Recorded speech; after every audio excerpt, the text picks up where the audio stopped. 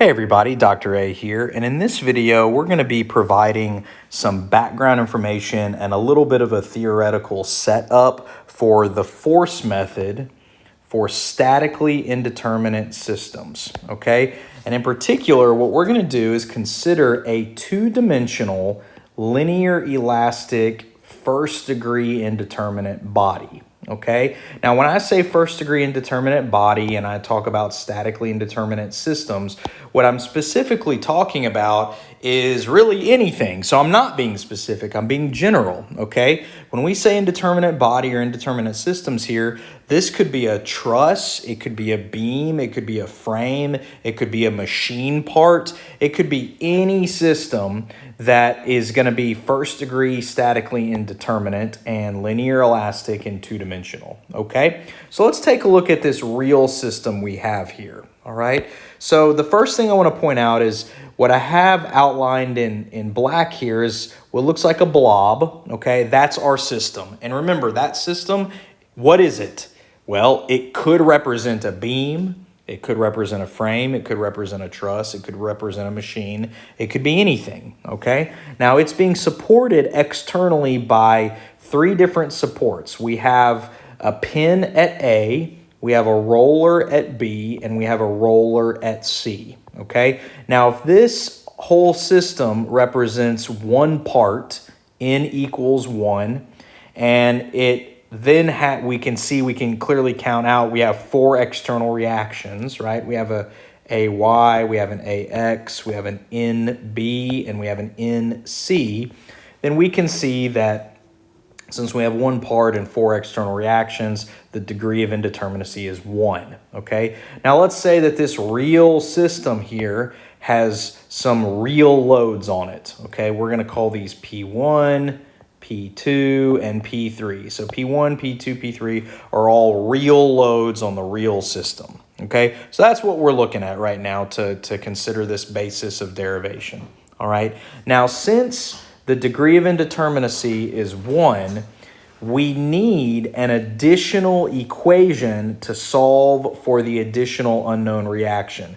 How do I know that? Well, remember, when you have a two-dimensional linear elastic body, you have three equilibrium equations that are applicable per part. So if we have one part here, N equals 1, we've got three equilibrium equations at our disposal. Though, what are those? So that's some of the forces in the x direction equals 0, some of the forces in the y direction equals 0, and some of the moments about a point also equals 0. Those are your three equilibrium equations.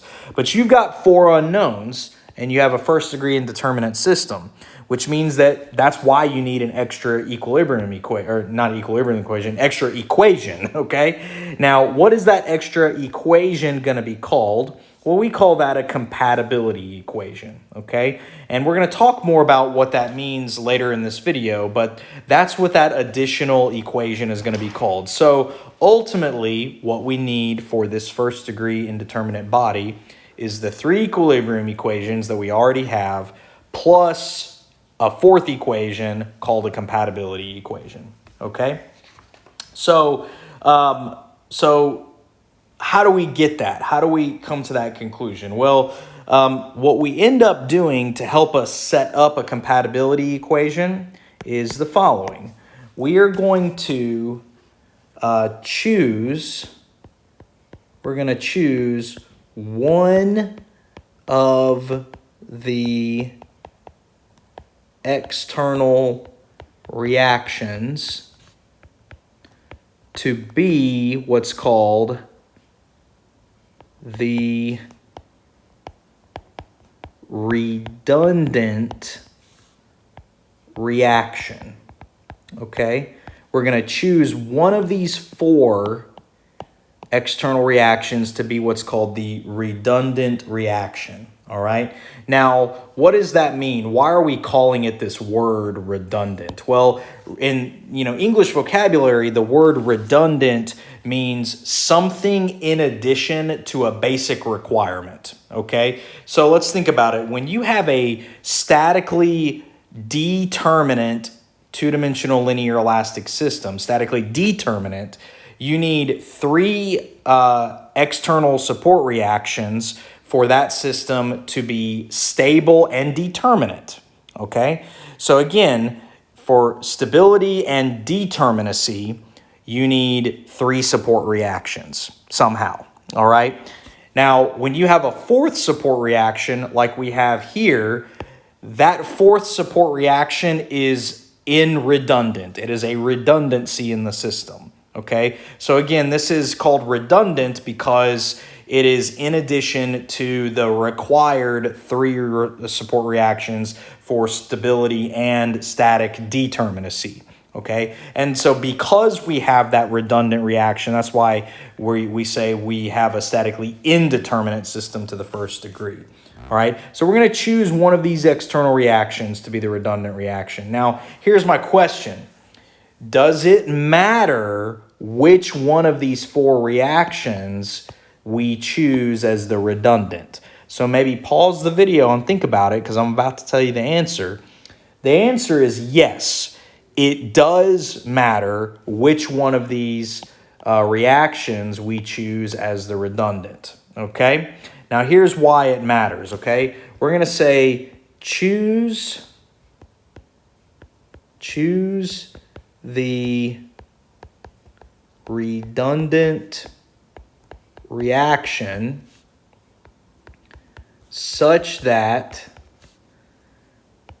when it is removed, a new system, which is going to be called the primary system, will be both stable and statically determinate. Okay, so one more time. What we're doing is we're going to choose the redundant reaction so that when you remove its effect on the real system, it's going to create a new system that we're going to name the primary system. And that primary system will be both stable and statically determinate. So for this particular real system, we have a couple of options. So it matters which one we choose, but we have some options. We could choose the normal force at B as the reaction, as the redundant reaction. We could choose the normal force at C as the redundant reaction, but that's it, okay? We cannot choose AY or AX as the redundant reaction because if you chose one of these, either AY or AX as the redundant reaction, and you remove its effect, the system will become unstable, okay? It'll try to roll away. So for this particular video, I'm going to say, let's choose N sub B as the redundant, okay? Choose the normal reaction to be as the redundant. So what we're going to do is we're going to have a new system here that I already have pre-drawn for us called the primary system, all right? Now look at this. The primary system, it looks the same as the real system except what? We have removed the roller at B. Okay, and because we've removed the roller at B, the number of reactions is now 3 instead of 4. Okay, but all the real loads are still here. Okay, now what's going to happen due to the real loads being on this primary system? Well, let's see. This system is going to deform, right? How is this system going to deform? Well, the system is going to deform because the real loads are acting on it. And let's just kind of draw this deformed shape here, okay? So the real loads are acting on this, on the system, and it's deforming, okay? Now, here's my question for you, okay? Is this deformed shape that I just dashed here in blue, would it be the same deformed shape as how the real system is going to deform?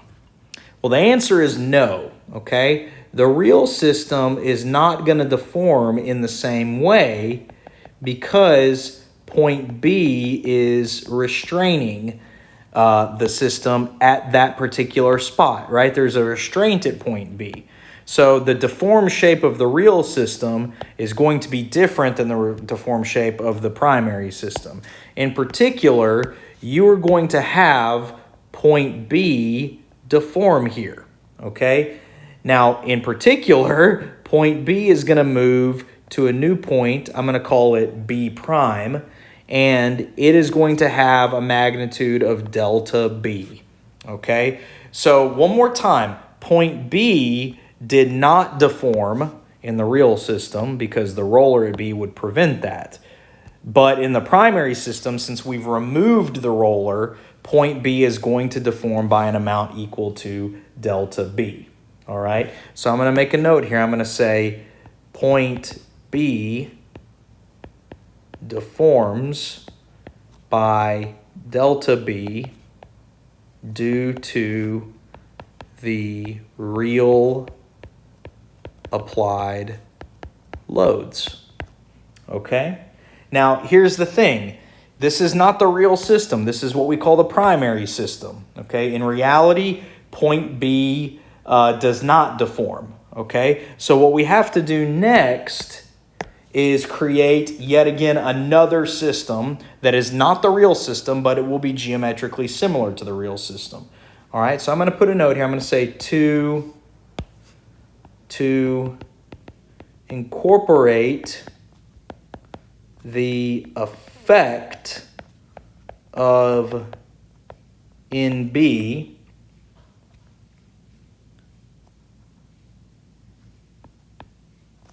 we draw what's called the redundant system, in which NB is applied like an applied load. And what we also do is we remove the real loads. Okay? So what is our redundant system going to look like? Well, watch this. I'm going to, so I don't have to try to redraw all of this, I'm going to try to paste this figure here, okay? And what's happening here is instead of a roller here, I'm going to place NB here as an applied force, okay? And notice I have removed all of the real loads. And this redundant system is also statically determinate and stable, okay? So we're going to call this the redundant system. Now, how is this going to deform? Well, let's look at it, okay? On the redundant system, you only have the applied load NB here, okay? So you're going to have restraints here at the roller at C, and then you're going to have this deformation from here to here, okay? This deformation, I'm going to give it a name. I'm going to call it delta prime BB. This is going to be the deformation at B due to the redundant force at B. Okay, that's why there's two subscripts there. The first subscript refers to the location of the deformation, and the second subscript here, the second little b here, refers to the point where the support reaction in B is located. Okay, so let's keep writing this. Okay, so we're gonna say, assuming positive deformations acting away from the body or the system, the compatibility equation is given by superposition, or we sometimes call the principle of superposition, as what? Well, here's what we do. We look at all three of these systems that we've drawn. Remember, we have three systems now. We have the real system, then we have the primary system, and we have the redundant system. So in the real system, what's the deformation at B? 0, okay? In the primary system, you have this deformation at B that's equal to delta B, and look, the way I drew this, it's elongating, or it's positive because it's deforming away from the body. And then in the redundant system, you have this deformation delta prime BB that looks like it's going into the body, so it would be negative. And so we say if positive deformations act away from the body, how do we relate these deformations together? Well, we would say delta B minus delta prime BB equals 0, okay? So where do each one of these terms come from? Well, the delta B comes from the primary system. The delta prime BB comes from the redundant system. And the 0 comes from the fact that there is no deformation at B on the real system, okay? So this equals 0 comes from the real system, okay? So this is our compatibility equation. We have this nice little compatibility equation, all right? Now, let's go one step further, okay? Let's talk about specifically delta prime BB right now, okay? So we're going to say, since the system is linear elastic, delta prime BB is directly proportional to the deformation little delta BB.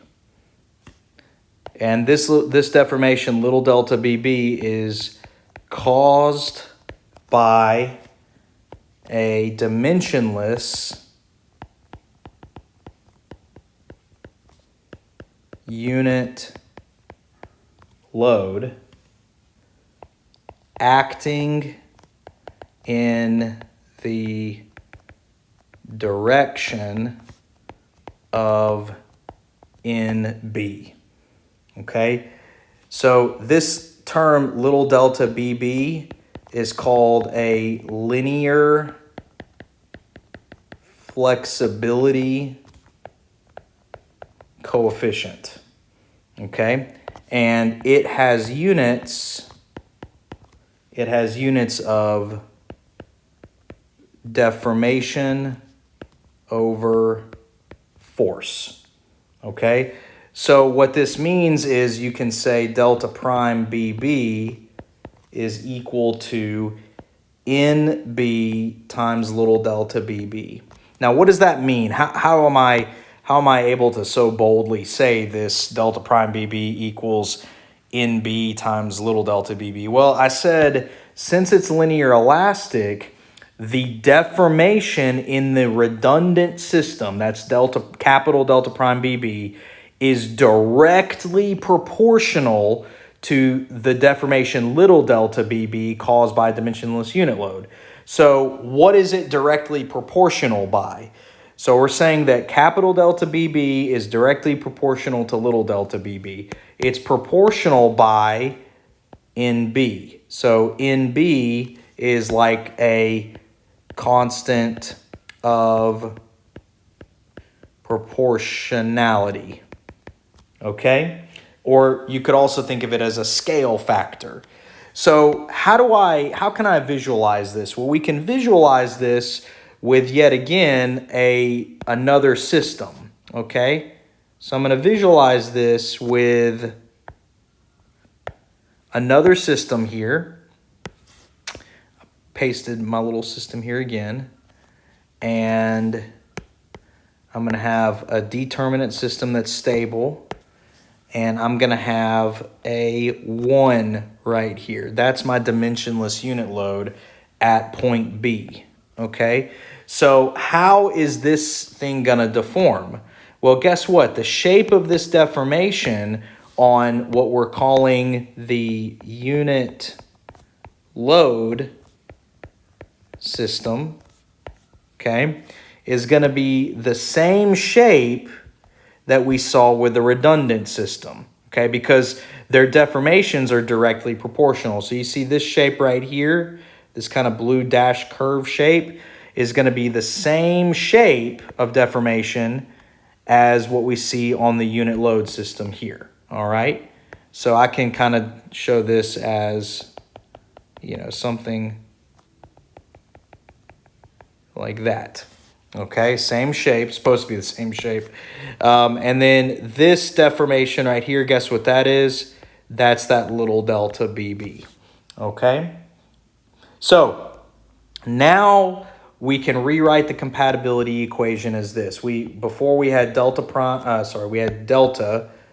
B minus delta prime BB equals 0. But now delta prime BB is equal to this term, NB times little delta BB. So I'm going to rewrite this as delta B minus NB times little delta BB equals 0. Okay? And then guess what I can do? I can rearrange this and I can solve for that redundant force directly. So I'm going to say solve for redundant reaction directly. And so I can do some rearranging and get NB equals delta B over little delta BB. Okay? And this will directly get us one of those reactions. In this case, it's going to get us NB, the normal force at B. Okay? Now, here's some side notes to this, okay, that we need to be aware of. What is the real work here? The real work is in computing delta B and little delta BB. Okay, that's the work in these kind of problems. Okay, let me spell work a little bit more correctly. All right, how do we compute delta B and little delta BB? Well, we use deformation processes that we've learned before, okay, either in structural analysis or mechanics of materials, okay? These could be deformation equations. It could be deformation processes like virtual work or Castigliano's method. If it's a beam, it could be using pre-derived deformation equations. If it's a beam, it could be using the double integration method. But we use deformation equations or processes to get capital delta B and little delta BB. Okay.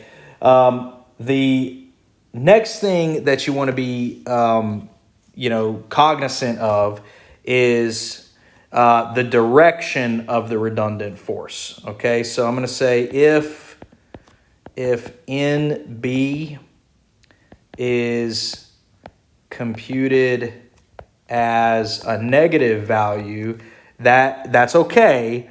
That just means that the force is opposite of what was assumed in the redundant and unit load systems.